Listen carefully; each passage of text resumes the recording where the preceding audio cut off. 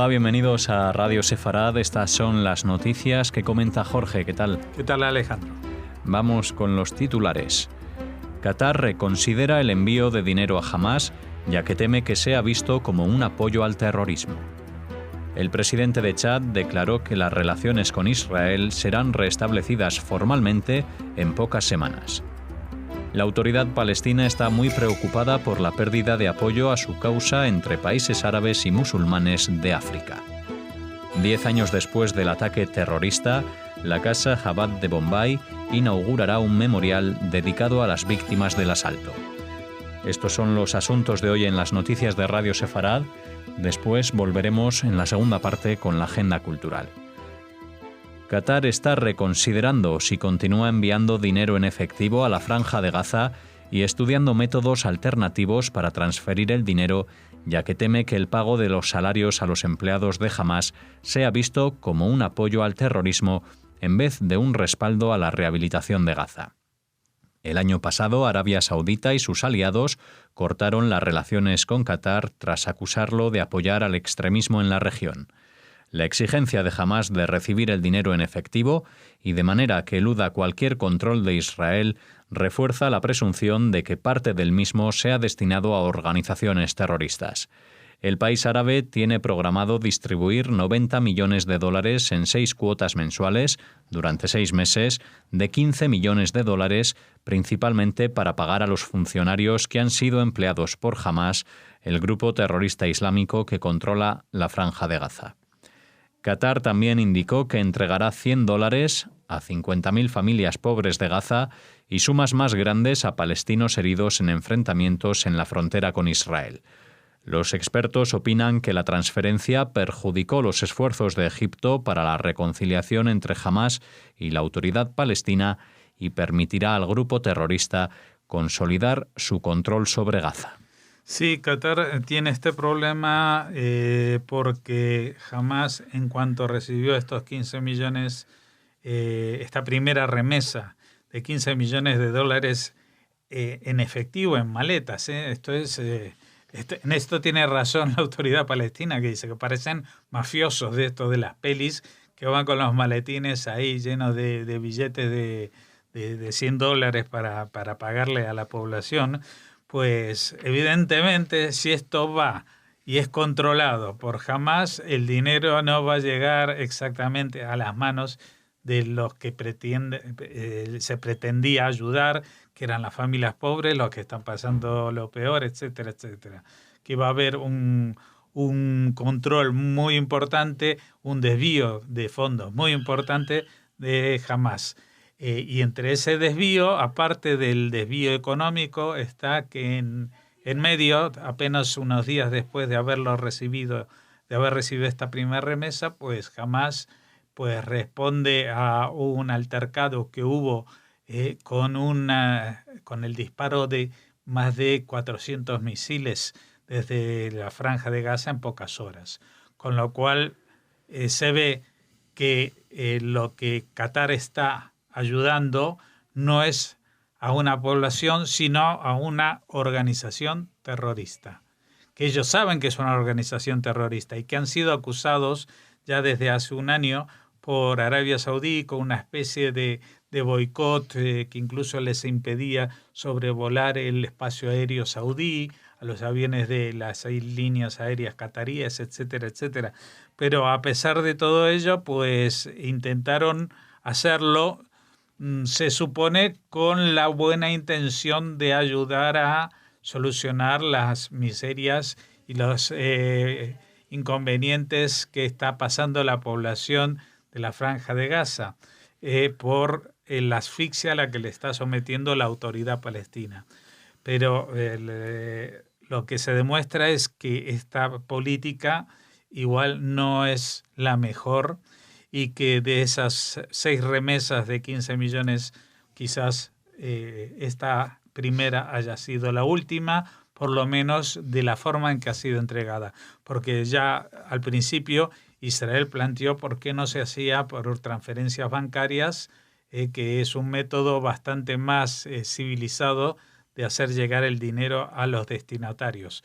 Pero claro, si entre los destinatarios hay, por ejemplo, gente que se sabe que son cabecillas de Hamás, quizás Israel puede alegar que se está financiando a gente que son de una organización terrorista, impedir que se traslade ese dinero o interferir en este proceso.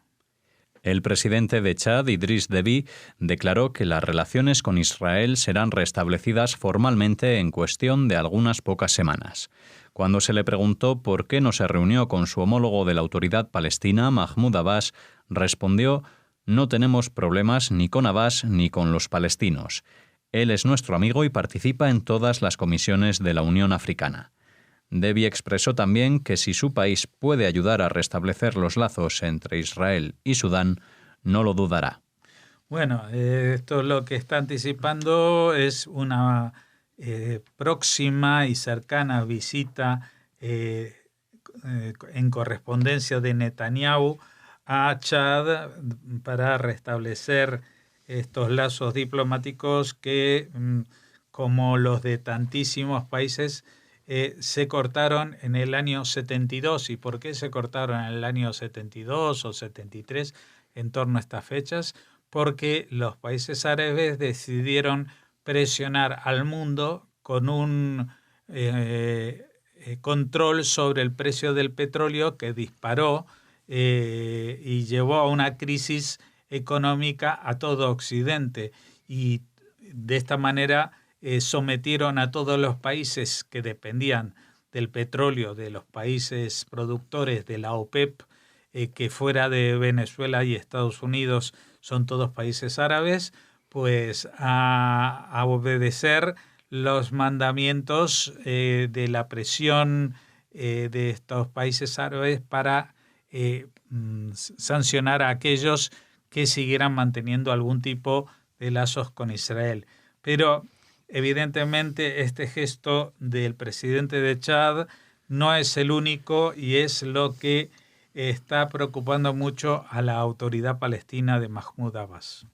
El deshielo de las relaciones entre Israel y varios países árabes y musulmanes del Oriente Medio y África está angustiando a los funcionarios de la autoridad palestina al ver que el apoyo a su causa se desvanece vertiginosamente entre los aliados naturales.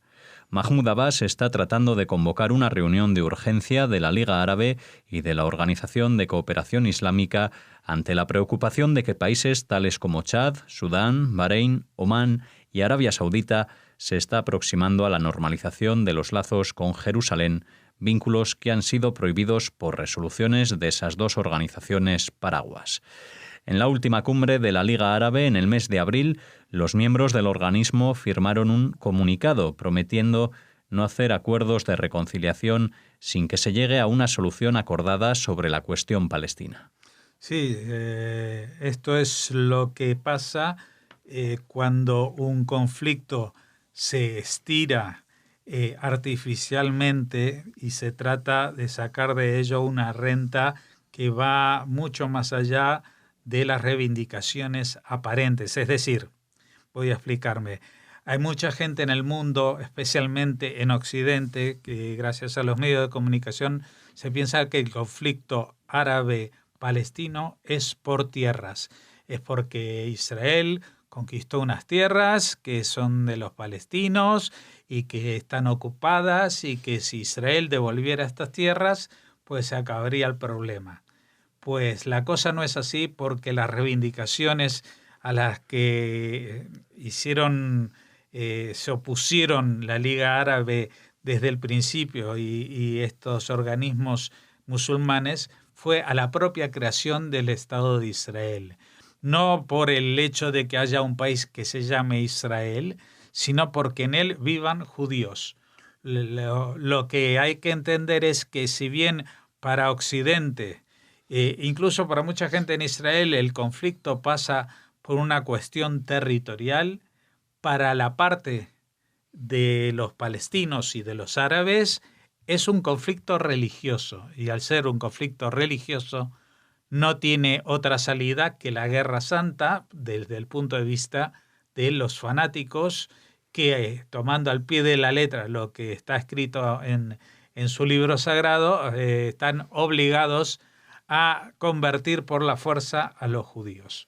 Así que el hecho de que ahora algunos países no se apoyen estrictamente en las leyes religiosas musulmanas para llevar el gobierno de países que, aunque sean de mayoría musulmana, son países que pretenden ser modernos, civilizados e incluso se podría decir democráticos en algún sentido, pues saben que tienen que aceptar que dentro del territorio que antes se llamaba Mandato Británico de Palestina han de convivir dos pueblos, tal como se estableció en la resolución del 29 de noviembre, que dentro de poco se cumple 71 años, del año 1947, cuando se hizo una partición de ese territorio en Naciones Unidas, en un voto mayoritario extensivo, es decir,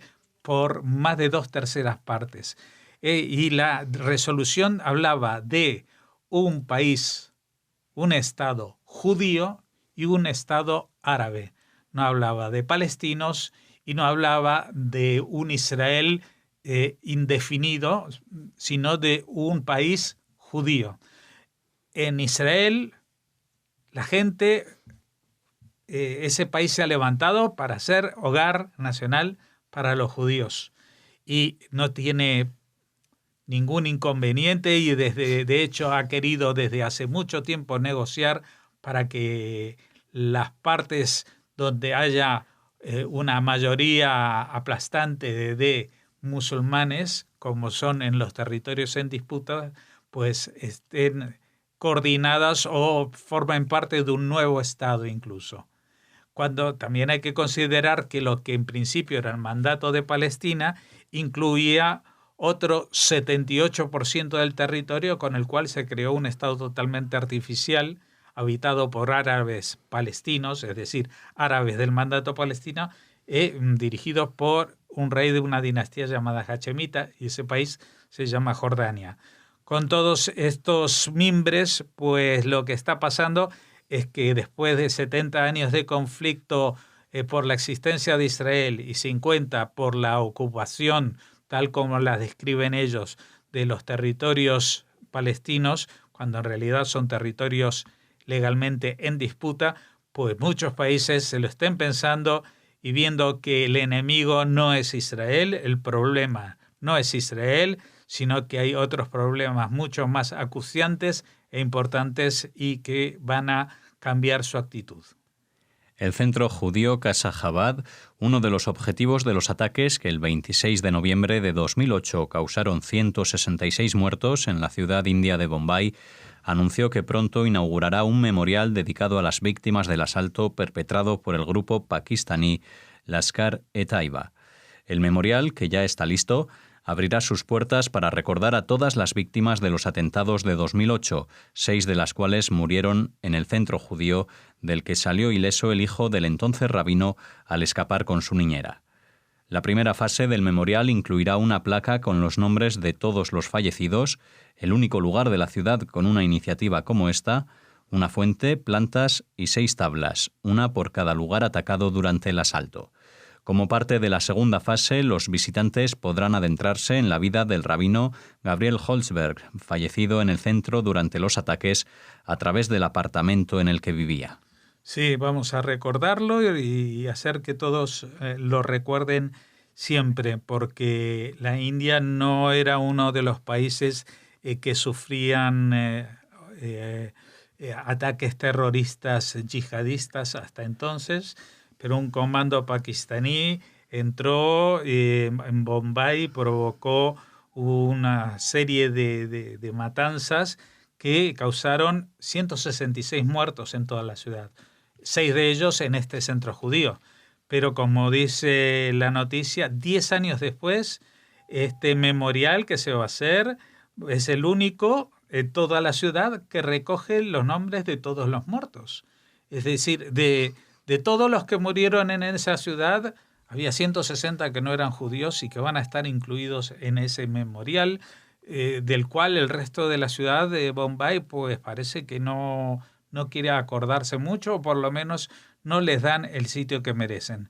Los que sí murieron en la casa de Jabad van a tener no solamente su nombre dentro de esa lista, sino que también unas tablas puestas en los lugares estratégicos donde murieron, y el gran milagro que este niño, que sobrevivió gracias a la niñera y que está vivo y que ya evidentemente tiene 10 años más y que recuerda perfectamente lo que pasó en aquel día.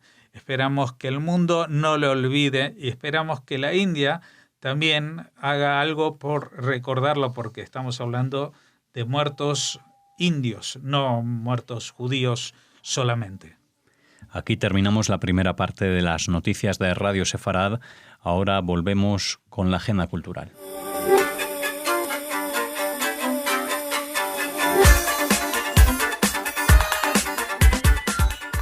Pasamos a la agenda cultural de las noticias de hoy en Radio Sefarad. Hola, Raquel. Hola, Alex. Hola a todos. Comenzamos ¿con qué? Con retos. Con una jornada.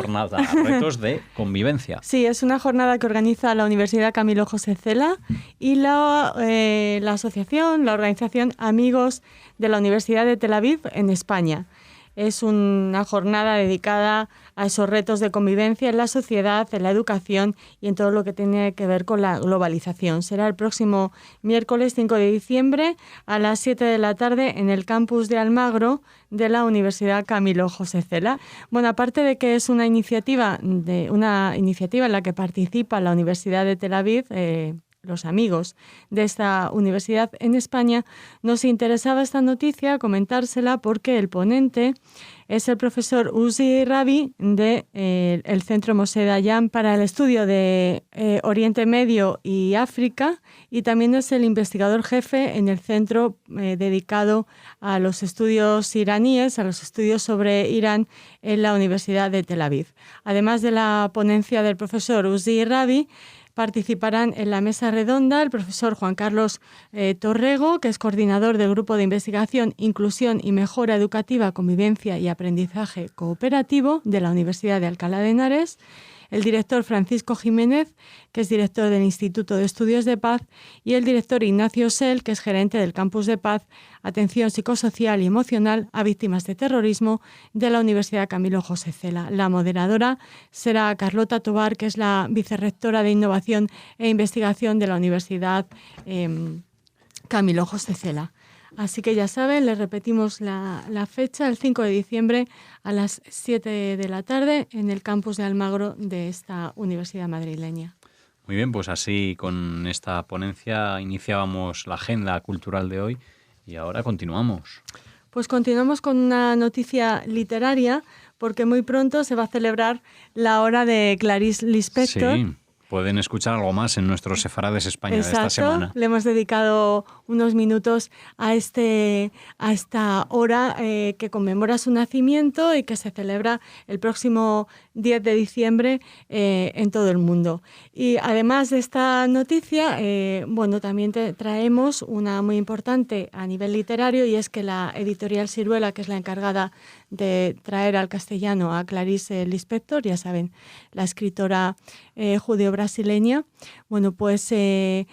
publica todos los cuentos, y es una recopilación de todos los relatos breves de Lispector. Son 84 cuentos, y en ellos desde la editorial se nos comenta que se condensa la genialidad de esta escritora, brillante siempre, pero especialmente magistral en el relato breve. Uh-huh. Muy bien, pues nada, con esa otra noticia literaria nos acercamos al final de esta agenda y ahora cerramos. Nos vamos al cine, Alex. Uh-huh. Nos vamos a ver la nueva película del director judío 12 años, uruguayo. ¿no? Por aquí me suenan. Sí, se llama La noche de 12 años. Como les decimos, es la nueva película de Álvaro Bresner, ya saben, el realizador judío uruguayo que lleva afincado en Madrid, en España, ya bastantes años.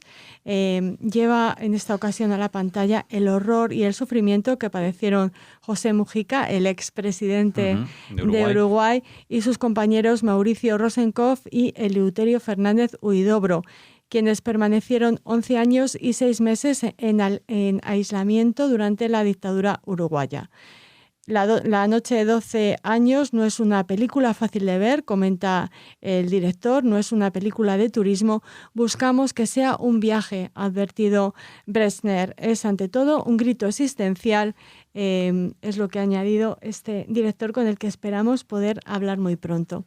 No engaña el cineasta judío, la película nos lleva a los 11 años, 6 meses y 7 días en los que estos luchadores por la democracia estuvieron encerrados y en una situación de aislamiento casi completo con el fin de llevarlos a la locura. Los protagonistas son Antonio de la Torre, Chino Darín y Alfonso Tort, que ponen su voz y su rostro a la noche de 12 años. Bueno, pues un reparto que desde luego apunta maneras. Esperemos que podamos hablar con el director de esta película y esperemos que ustedes nos puedan escuchar mañana aquí en Radio Sefarad, en las noticias y en la agenda cultural. Hasta mañana.